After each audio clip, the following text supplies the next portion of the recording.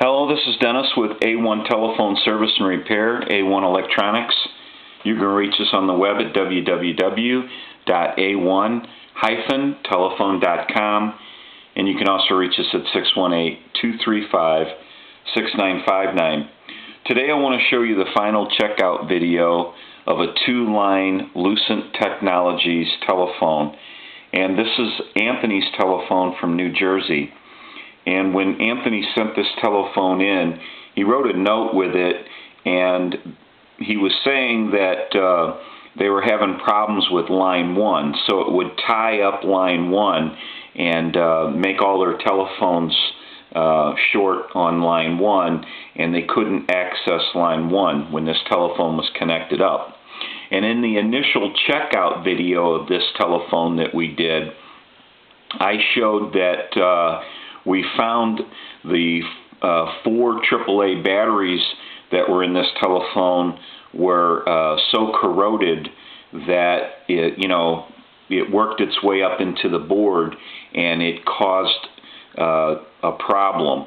And it could cause any kind of a problem with corrosion like that. So basically this telephone has been repaired, and we're going to kind of do some final checks with this video, and also the switches that go in this area here, your control switches. There was a problem with them, and they had to be replaced. So I'm going to kind of give you a look at everything here real quick. This is the cover to the phone, and it is a 272 2-line Lucent Technologies telephone. So here's the handset. Now this is one of the last good phones they put out. It's actually got the low, medium, and high switch for the receive volume. So it was a good telephone. It just had some problems, and we've got the problems straightened out now. Now what you can see here, and I don't think Anthony even knew this telephone had batteries, but from what I remember of when I spoke with him. But anyway, what we have here now is the reason why you see these 2 lights is because we do not have anything plugged in. There is no line cord to either modular port. Okay, you have line 2 here because you only have a tip and a ring. You have 2 conductors, so we know this is line 2. And on this modular port, you have 4 conductors, so we know that's for line 1 and 2. But you have a conference button here. You have line 1, line 2, and a hold. And the reason why these LEDs are lit is because nothing's plugged into the ports. And the telephone can sense no feed voltage, so these lights come on as a warning, basically to indicate that there's no feed voltage. Now they will also come on when there is a line cord plugged into both of them, and you push your line that you want, so it's an indication of an active line also. But at this point, it's an inactive line on both of them. And so we're going to go through some things here. I'm going to show you a little bit. The switch array that was replaced has actually got 42 pins. So you could troubleshoot out which switch was bad, and then go ahead and take this whole switch off the board and then just replace the one switch.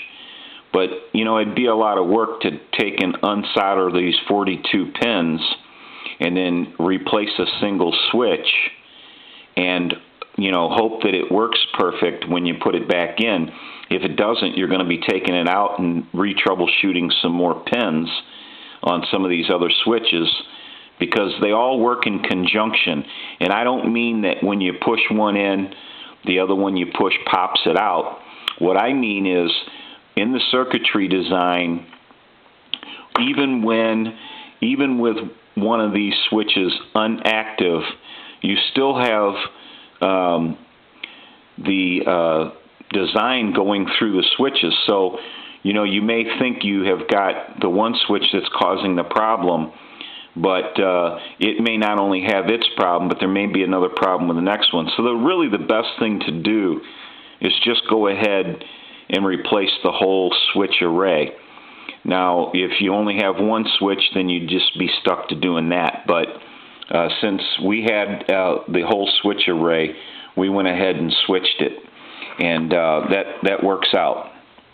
So anyway, another thing I want to show you on this telephone is this telephone main PC board does not have any screws that actually hold this board into place.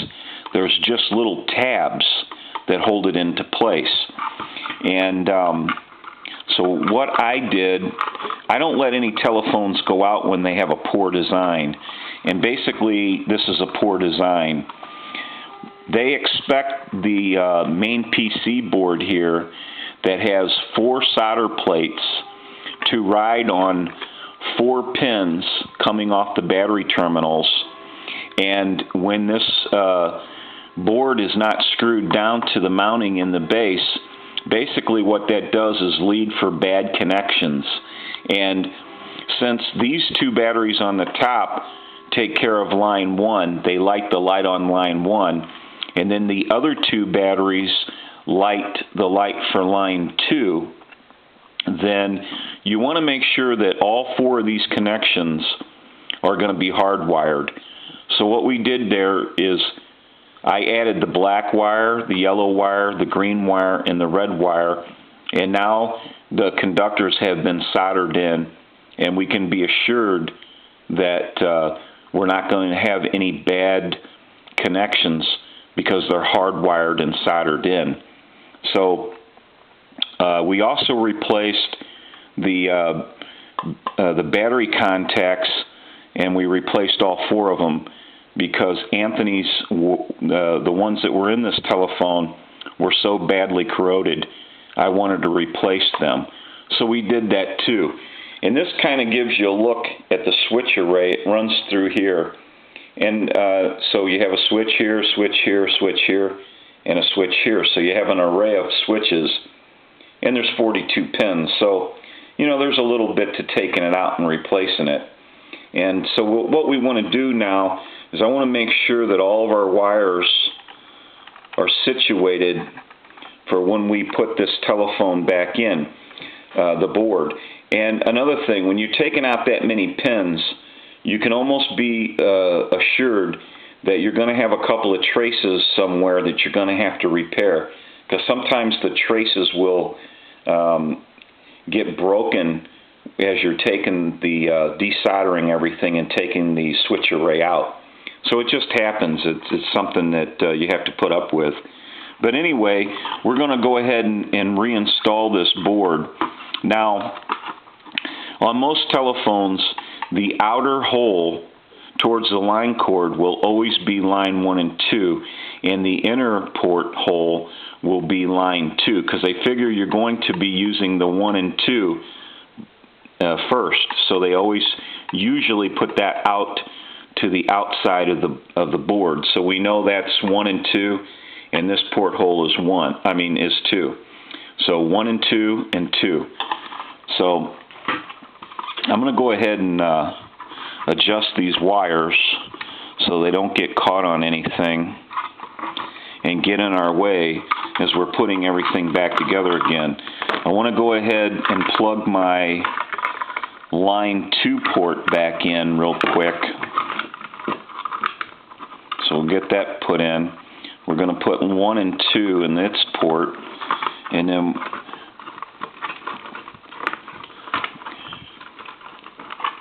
maneuver these lines so that we can get our board back down onto the little pins, because it just kind of rides on these pins, and there is no screws to hold it down. So we have to rely on the pin guides that are in the board. So we have that in place now. Another thing we want to pay attention to is there's a contour to this telephone. It's higher at this end than this end. So we want to pay attention to any pieces that we might have to put back in. Like this this point is higher than this point. And this is the LED guide. And basically what that does is it reflects the light up into the body of the telephone and lets it come out the ends where your body fits on. Now another thing you want to do is, even with the switches, they are different sizes, so you want to make sure you pay attention and put the larger side where it belongs.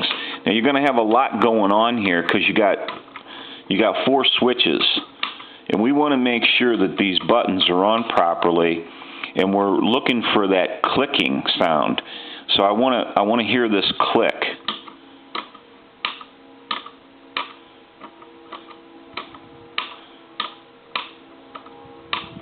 And what can happen over time with a lot of these telephones is they expand and they contract. And so what you get is the body will warp a little bit. And with so much going on in this area here, and these 4 control switches going through the faceplate, you want to make sure that the faceplate hasn't been warped any. And it may not look like it is warped, but you might not be able to notice it. And so we don't want the faceplate to obstruct our switches any and cause us a problem when we go ahead and put everything back together again.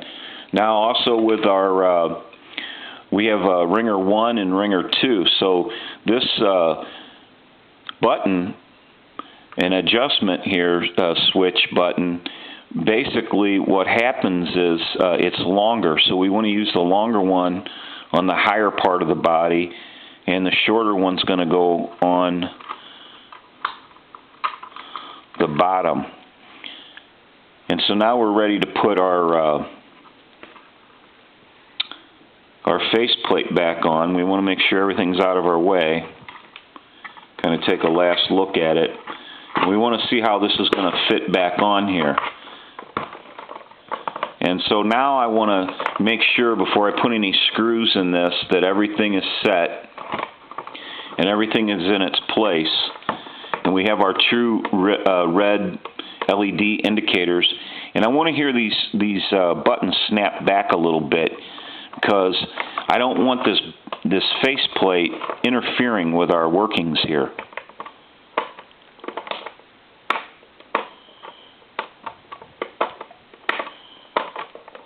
I want these switches to ride freely.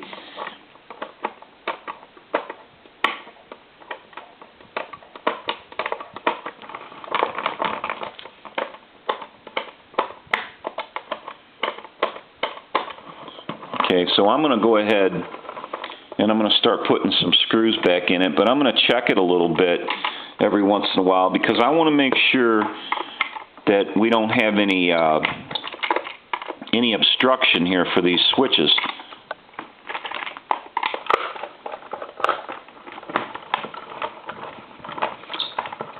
So I'm going to throw this side on first, and then we're going to go check it.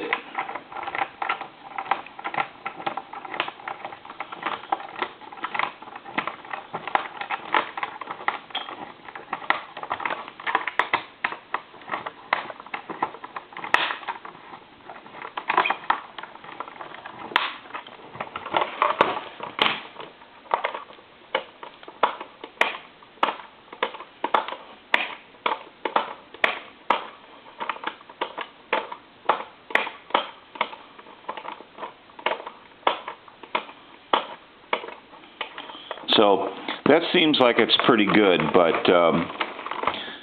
these covers can give you problems sometimes, and they can actually create problems.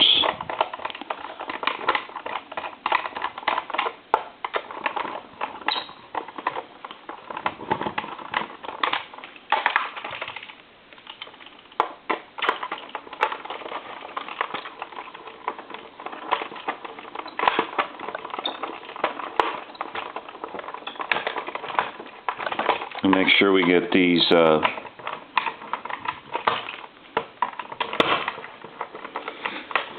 screws put back in properly.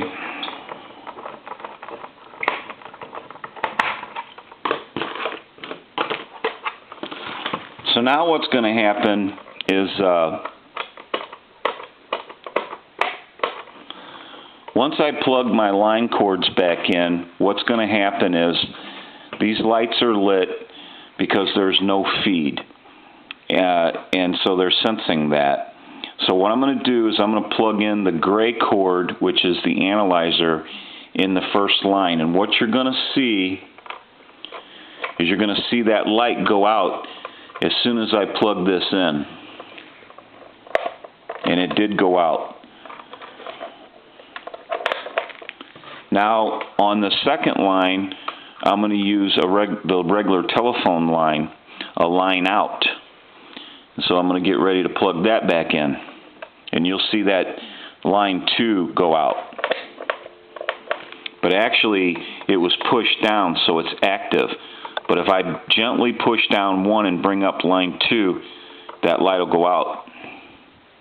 And that's because our supply voltage is there, our feed.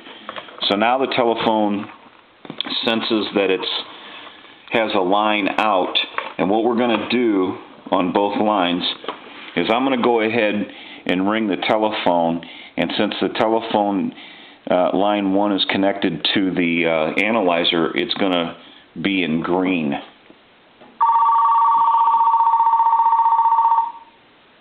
I'm going to let that ring maybe one more time. I'll access line 1, it'll turn red. There's our dial tone. And I'm going to go ahead and go through our numbers.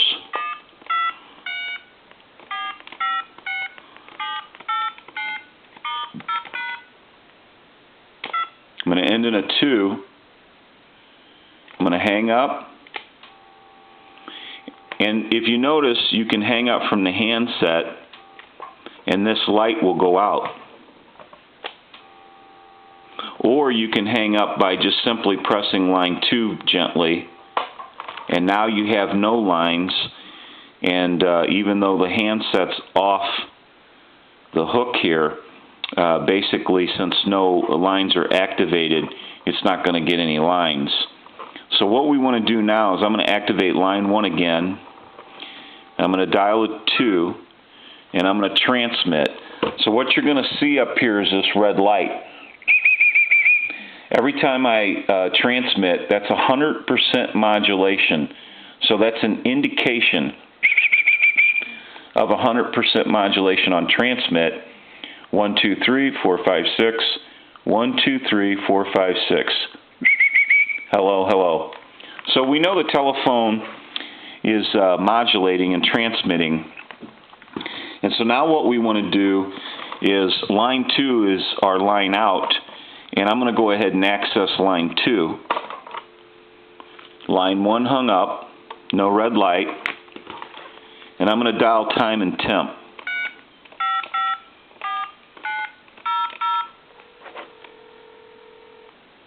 Good evening. Shop our entire location online anytime at Offenburg.com. Today is Monday, October 24th. The time is 10:10. Current temperature 63 degrees. Now the weather forecast for the Belleville area. Clear skies tonight, lows in the low 50s, mostly sunny, windy and warmer on Tuesday, a high in the low 80s. So now we know that this telephone is in working condition and it's working properly. Now as soon as I let go of this hook switch on the handset, line 2 is going to light again. But if I don't want any lines accessed, I can simply press 1 and take them both off. Now there's a conference button here, and you'll hear a dual side tone here because both lines lit because you're on both lines. It's a conference line, and it ties the 2 lines together. But I'm going to hang that up and just access line 1. Now the last thing that we want to do is we want to switch the 2 lines around in the back because I want to show that line 2 rings. And so now the analyzer's on line 2.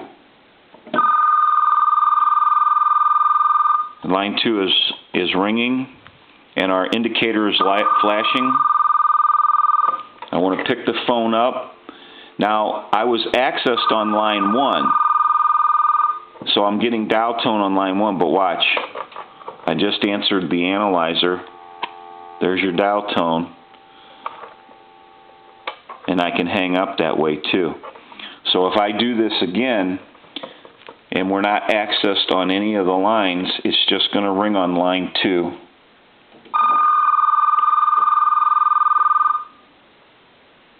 I'll let that go one more time. And now back to line 1. And we're on the regular telephone line now. And I could dial my number. It'll be busy. We could also call Walmart.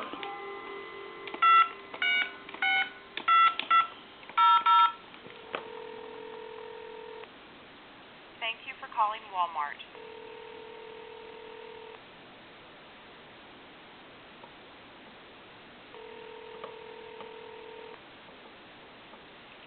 Thanks for calling Walmart. This is Mary Station. Any better? How can I help you? Yeah, is the bakery still open? Just one second. I don't think so. Give me 1 second. Okay, thanks. Let's see if they have a donut.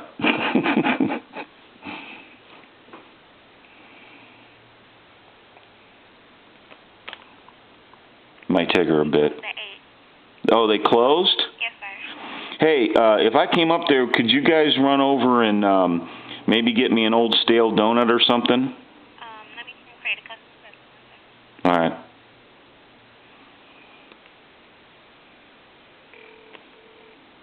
I think I'm going to just leave it at that.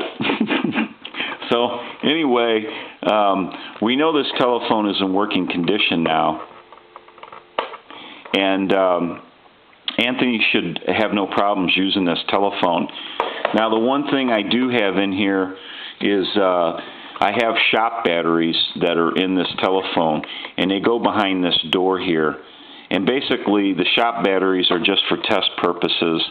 And probably what Anthony ought to do is just go ahead and I don't like shipping phones with batteries if I don't have to ship them with batteries.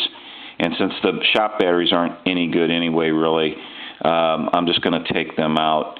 And if he wants to use batteries in this telephone, you know, because he used this telephone for a long time and didn't even know it had batteries, so he may not even want to put batteries in the telephone. So, but if he does put batteries in this telephone, then, you know, it might be best to start out with a new set of batteries. It takes 4 AAA batteries, so